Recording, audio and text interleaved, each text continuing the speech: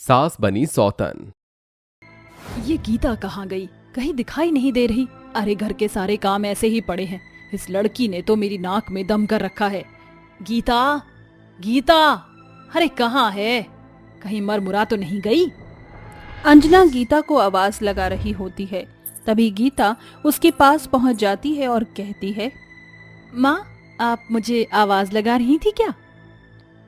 कल मुही करम जली, आखिरकार तुझे मेरी आवाज सुनाई ही दे गई। अरे तेरी माँ तो मर ही गई और तुझे मेरी छाती पर छोड़कर चली गई, लेकिन इस घर में तुझे मुफ्त की रोटी तो मिलने से रही। चल जल्दी से ये काम कर, नहीं तो आज का खाना नहीं मिलेगा तुझे। अंजना ऐसा कहकर गीता के घर के सारे काम करवाने लगती है। गीता बेचारी अकेले ही घर के सारे काम करती है और सारे काम करने के बाद वो अपनी माँ अंजना के पास जाती है और उससे कहती है, माँ मैंने सारा काम कर दिया, झाड़ू पोछा बर्तन कपड़े साफ सफाई सब कुछ कर दिया है। मुझे बहुत जोरों से भूख लगी है, कुछ खाने को दो। देती हूँ, मेरे सर पर क्या खड़ी है? चल आजा मेरे साथ चल। अंजना गीता को रसोई में ले जाती है, जहाँ वो सूखी रोटी और उसके साथ प्याज गीता को दे देती है और कहती है, ये ले खा इसे और खाकर भर ले अपना पेट। माँ आपने तो पनीर से रोटी खाई थी और मुझे आप ये प्याज दे रही हो खाने के लिए। पनीर ना सही थोड़ी सी सब्जी का मसाला ही दे दो, उसी से खा लूंगी। प्याज के साथ रोटी खाने से मेरे पेट में बहुत दर्द होता है। अंजना गीता के बाल पकड़ लेती है। वाह वाह वाह वाह, क्या बात है! तेरी तो ज्यादा ही फरमाइश शुरू होती जा रही है। अगर तुझे खाना है तो खा ले, नहीं तो ये भी नहीं मिलेगा। अंजना की आंखों में आंसू आ जाते हैं और वो बेमन से ही सूखी रोटी खाने लगती है। तभी उसके पिता दामोदर आते हैं और उसे सूखी रोटी खाते हुए देख अंजना को डांटने लगते हैं। अरे बेटी, तू ये सूखी रोटी क्यों खा रही है? घर में खाना नहीं है क्या? या सब्जी खत्म हो गई है? अंजना, अंजना, कहाँ हो तुम? अरे तुम्हारे होते हुए देखो मेरी बेटी सूखी रोटी खा रही है। तभी अंजना आती है और अपने पति के सामने बात को पलट देती है। हे भगवान, जैसा सोचा था वैसा ही हुआ। आपको तो यही लग रहा होगा गीता मेरी सौतेली बेटी है तो मैं उसके ऊपर अत्याचार करती हूँ, लेकिन ऐसा नहीं है। मैं उसे अपनी बेटी मानती हूँ। उसी ने कहा था कि मुझे सूखी रोटी खानी है, तो इसमें मैं क्या करूँ? अंजना की बात सुनकर दामोदर कुछ नहीं कह पाता और गीता भी चुपचाप सूखी रोटी खा लेती है। ऐसे ही अंजना सौतेली माँ होकर गीता के ऊपर बहुत अत्याचार करती है। बेचारी गीता के जीवन में बहुत से दुख चल रहे होते हैं, लेकिन उनको एक सुकून भी होता है। जब भी वो पानी भरने जाया करती तो वहाँ उसका दोस्त रमन आ जाया करता। क्या हुआ गीता? तुम बहुत ज्यादा परेशान लग रही हो। कोई बात है तो मुझे बताओ। अंजना अपनी सौतेली माँ की सारी बातें रमन को बताया करती थी, जिसे सुनकर रमन को बहुत गुस्सा आया करता था। मैं तो तुम्हें हमेशा कहता हूँ, लेकिन तुम हो कि मेरी बात मानती ही नहीं हो। एक काम करो, तुम मुझसे शादी कर लो, मैं तुम्हें अपने घर ले आऊंगा और सब कुछ ठीक हो जाएगा। तुम कैसी बातें कर रहे हो रमन? मैं अपने माता पिता को ऐसे धोखा नहीं दे सकती। बेशक वो मेरी सौतेली माँ है, लेकिन समाज में उनकी भी इज्जत है। तुम कैसी बातें कर रही हो? जो औरत तुम्हारी इज्जत नहीं करती, तुम उसकी इज्जत की बात कर रही हो? तुम तो साक्षात देवी की भांति हो, तुम्हारा कुछ नहीं हो सकता। रमन ऐसा कहकर वहां से चला जाता है। उसके जाने के बाद गीता अपने आप से कहती है, रमन भी मेरी बातों से नाराज होकर चला गया। कोई बात नहीं, अब मैं घर चली जाती हूँ। घर जाते ही उसकी सौतेली माँ उसके ऊपर अत्याचार करने लगती है और इस बार तो अंजना हद ही पार कर देती है। वो बेचारी गीता का हाथ जलते हुए चूल्हे के अंदर डाल देती है, जो चूल्हे के अंदर गरम गरम कोयले से बेचारी गीता का हाथ जल जाता है। ये निशानी तुझे याद रहेगी कि कोई भी काम करने में जरा भी गलती नहीं होनी चाहिए। बेचारी गीता रोते हुए अपने कमरे में चली जाती है। अगले दिन जब फिर से वो नदी किनारे पानी भरने जाती है, वहाँ उसे रमन दिखाई देता है। गीता के हाथों में चोट देखकर वो सब समझ जाता है और उसे अपने साथ एक मंदिर में ले जाता है, जिसके बाद उसी से शादी कर लेता है। अब से तुम मेरे साथ रहोगी, चलो मेरे साथ, मेरे घर चलो। रमन गीता को अपने साथ ले जाता है। एक साथ में दोनों रहने लगते हैं। उनकी शादी की खबर अंजना तक पहुंच जाती है और वो गीता को ढूंढते हुए रमन के घर पहुंच जाती है। गीता, गीता, कहाँ हो तुम? चिल्लाइए मत, ये आपका घर नहीं मेरा घर है। अंजना जैसे ही पहली नजर में रमन को देखती है वो उसे देखती ही रह जाती है। अपनी उम्र का लिहाज छोड़कर रमन से पहली मुलाकात में ही प्यार करने लगती है, क्योंकि रमन शक्ल और शरीर से बहुत ही खूबसूरत था। आपने बताया नहीं कि आपको किससे काम है? इस घर में मेरी बेटी और मेरा जमाई रहता है, मैं बस उसे लेने आई हूँ। मैं उन्हें अकेले रहने नहीं दे सकती। मुझसे जो गलती हुई है मैं उन्हें सुधारना चाहती हूँ। तभी वहाँ गीता आ जाती है। गीता को देखते ही अंजना उसके पैरों में गिर जाती है और माफी मांगती है।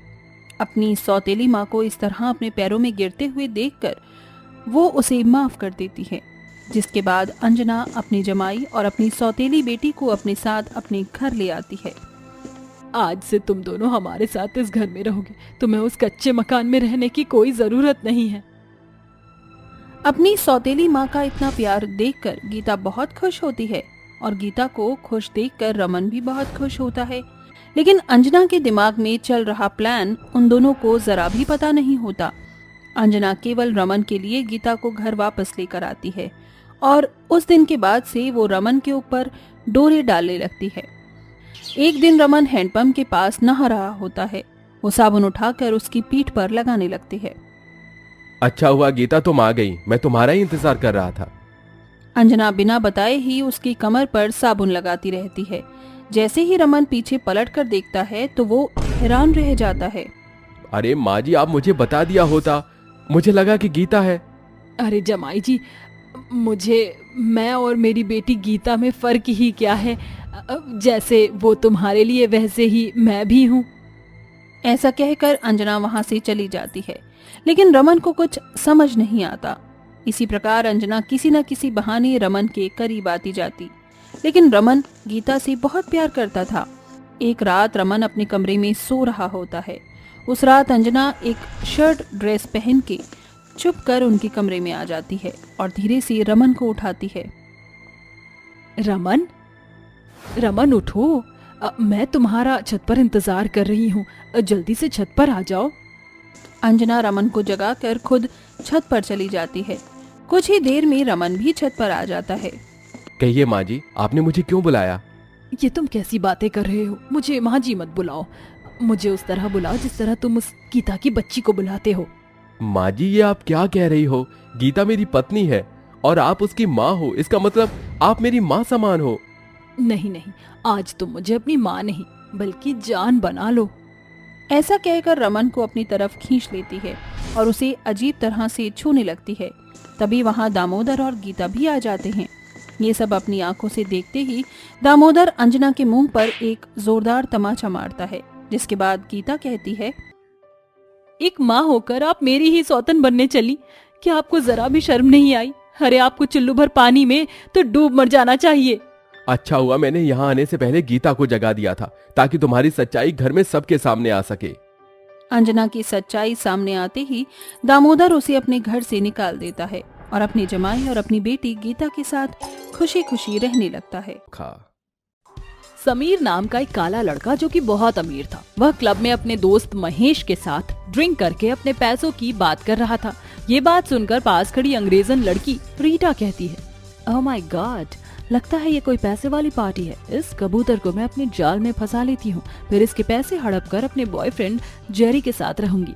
समीर उठकर जाता ही है कि रीटा जानबूझकर उससे टकरा कर उसकी बाहों में गिर जाती है और प्यार से कहती है, ओह सॉरी, मेरी हील से मेरा पाँव फिसल गया। वो तो शुक्र है कि आपने मुझे बचा लिया।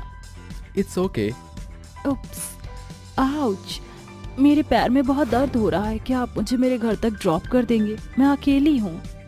हाँ हाँ बिल्कुल, क्यों नहीं। लगता है मेरी जिंदगी में मेरी गर्लफ्रेंड की एंट्री हो गई है। सुन महेश, तू एंजॉय कर, मैं जाता हूँ।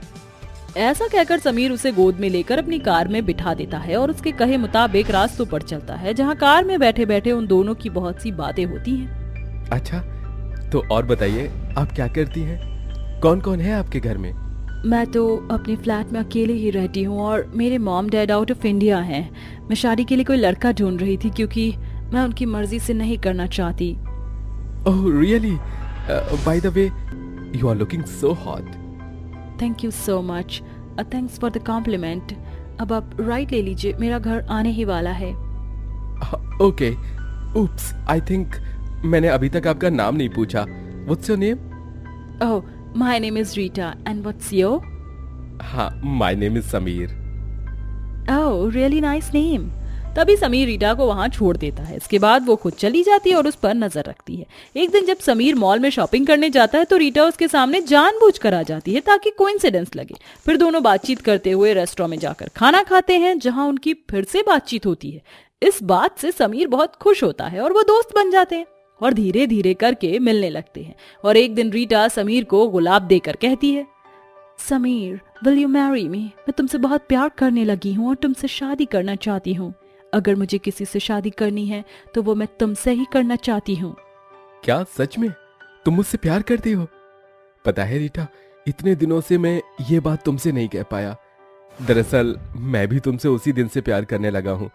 मुझे लगा मैं काला हूँ, तुम मानोगी नहीं, इसलिए कह नहीं पाया। अरे समीर, ऐसा वैसा मत सोचो। इंसान तो दिल से अच्छा होना चाहिए, जो कि तुम हो। शक्ल सूरत में आजकल कुछ नहीं रखा। हर गोरे दिखने वाला इंसान भी अच्छा लाइफ पार्टनर नहीं होता। मुझे तुम्हारे साथ अपना बॉन्ड बहुत अच्छा लगा, इसलिए मैंने तुमसे ये बात कही। ठीक है, तो फिर कल ही हम चर्च जाकर शादी करेंगे। ऐसा कहकर अगले दिन ही दोनों चर्च में जाकर शादी कर लेते हैं। जिसके बाद रीटा समीर का बड़ा सा घर देखकर हैरान हो जाती है और कहती है, अरे वाह समीर, तुम्हारा घर तो सच में बहुत बड़ा है और फ्लैट से भी बड़ा है मेरे। तुम इतने बड़े घर में अकेले रहते थे? मन कैसा लगता था तुम्हारा? अरे मन ही तो नहीं लगता था, इसलिए अब तुम आ गई हो तो सब अच्छा लगेगा। वैसे तो माँ है, लेकिन वो गांव में रहती हैं। चलो, आखिर मैं इस घर में आ गई।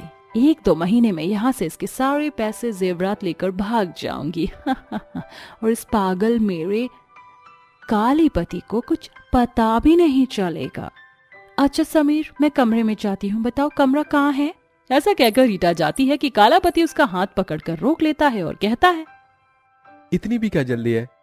चलो मैं तुम्हें खुद लेकर चलता हूँ, जैसे उस दिन तुमको गोद में लेकर आया था और कार में बिठाया था।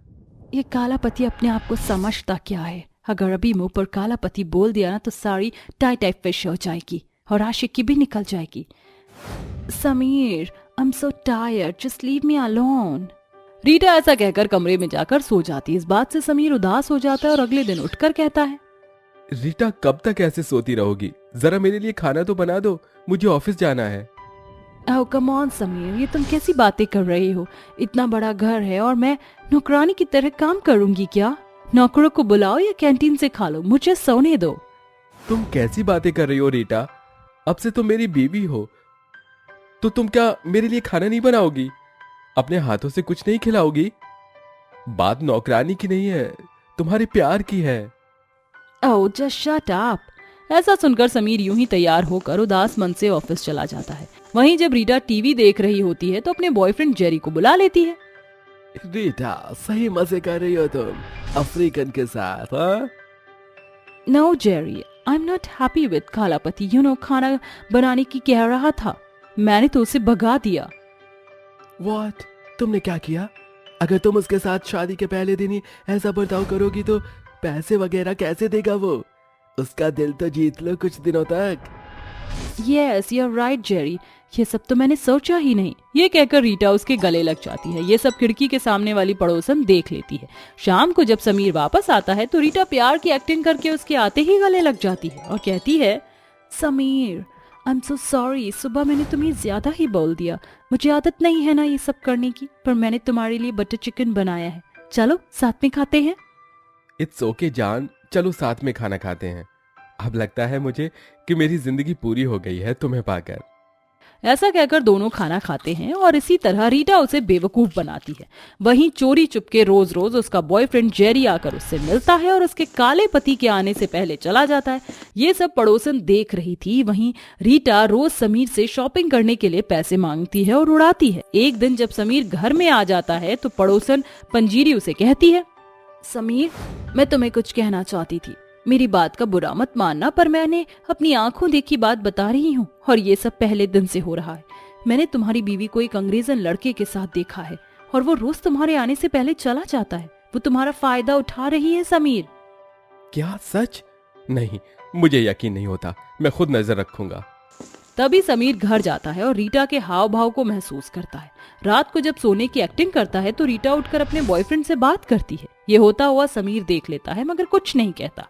अगले दिन वो रीटा से कहता है, रीटा, तुम मुझसे प्यार करती हो या मेरे पैसों से? अरे तुम ऐसे क्यों पूछ रहे हो? ऑब्वियसली मैं तुमसे प्यार करती हूँ। हाँ ठीक है, मैं चलता हूँ। ऐसा कहकर समीर वहाँ से जाने की एक्टिंग करता है। तभी रीटा बॉयफ्रेंड को कॉल करके बुलाती है तो जेरी आ जाता है। फिर रीटा रसोई में खाना पकाती है तो जेरी उसे पीछे से गले लगा लेता है। समीर चुपके से घर में आकर ये नजारा देख लेता है और लड़खड़ा जाता है। आवाज सुनकर दोनों पलटते हैं। अरे समीर, तुम तो चले गए थे, वापस कैसे आए? मुझे अपनी आंखों पर यकीन नहीं हो रहा कि तुम मुझे धोखा भी दे सकती हो। मैंने तुम्हें कितना प्यार किया, तुम पर पैसे लुटाए और तुम मुझे ही लूटने आ गई।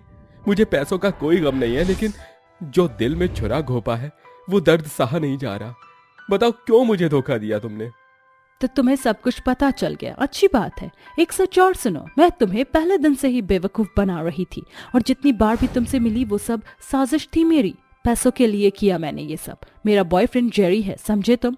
और जरा अपनी शक्ल आईने में देखो, इतने काले हो। काला भी तुमसे ज्यादा चमकता होगा। हर कौन लड़की तुम जैसे काले पति से शादी करेगी? शर्म आती है मुझे कि हमारे समाज में काले रंग रूप को कोई इज्जत नहीं मिलती। जहां तक मेरी बात है, मैं अपने लिए दूसरी जीवन साथी ढूंढ लूंगा। फिलहाल तुम मेरी जिंदगी और मेरे घर से निकल जाओ, और तू अंग्रेज की औलाद चला जा यहां से, वरना मार डालूंगा। ओके ओके, हम जा रहे हैं यहाँ से। Let's go Rita. आंखों के सामने सारी सच्चाई आने के बाद समीर दोनों को घर से बेघर कर देता है और अपनी माँ को शहर में बुला लेता है, जिसके बाद वो उसके लिए अच्छी संस्कारी लड़की ढूंढकर शादी कर देती है। फिर वह खुशी खुशी रहने लगते हैं।